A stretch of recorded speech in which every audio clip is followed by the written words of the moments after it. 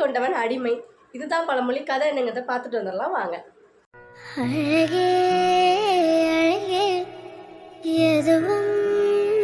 பசுமையான கிராமம்.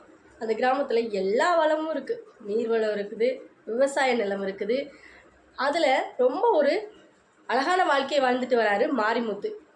இவருக்கு அவர் மனைவி, குழந்தைகள், 2 ஆடு, மாடு, கொஞ்சம் கோழிகள் இருக்குது. அதை வச்சு தினமும் அவருக்கு கிடைக்கிற வருமானத்தை வச்சு சந்தோஷமாக வாழ்ந்துட்டு வராரு.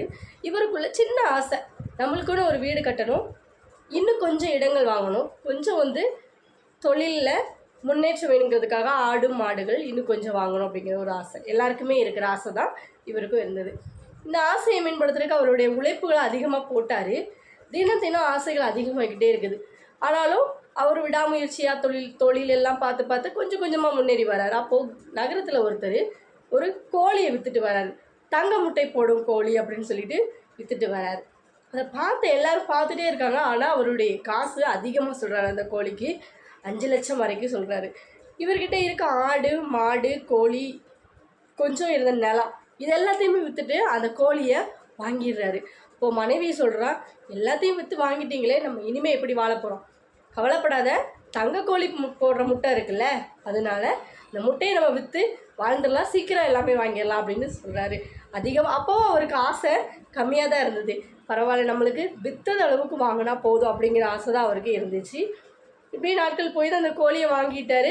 வாங்கின மறுநாள்ல இருந்து அந்த கோழி தங்க முட்டை போட ஆரம்பிச்சிருச்சு. இந்த தங்க முட்டையை விற்று கொஞ்சம் கொஞ்சமாக அவர் வாழ்க்கையில் முன்னேறி வராரு.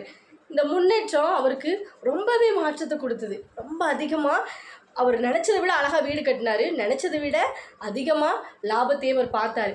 இப்படி பார்த்துட்டு இருந்த இவருக்கு ஒரு நாள் தோணுச்சு மனசுக்குள்ளே, இந்த தங்க முட்டை ஒரு நாள் ஒவ்வொரு நாளும் நான் தினம் ஒன்று கொண்டு விற்றுட்டு வர்றதுக்கு மொத்தமாக அந்த கோழியை வெட்டி அதுக்குள்ளே இருக்க அவ்வளோ தங்க முட்டையை எடுத்துகிட்டு நான் இன்னும் பெரிய வீடும் இன்னும் பெரிய இடமும் வாங்கி அதில் ஒரு மாட்டு பண்ணையும் வைக்க போகிறேன் அப்படின்னு சொல்லி அவருக்குள்ள பெரிய ஆசைகள் வர ஆரம்பிச்சிச்சு. இதை மனைவிட்டே சொல்கிறாரு. மனைவி சொல்கிறா, வேண்டாம், நம்ம அதிகமாக ஆசைப்படுறோம் அப்படின்னு சொல்கிறா.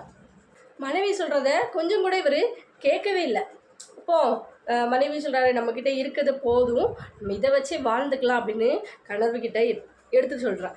கணவருக்கு அது மண்டையிலே ஏறலை.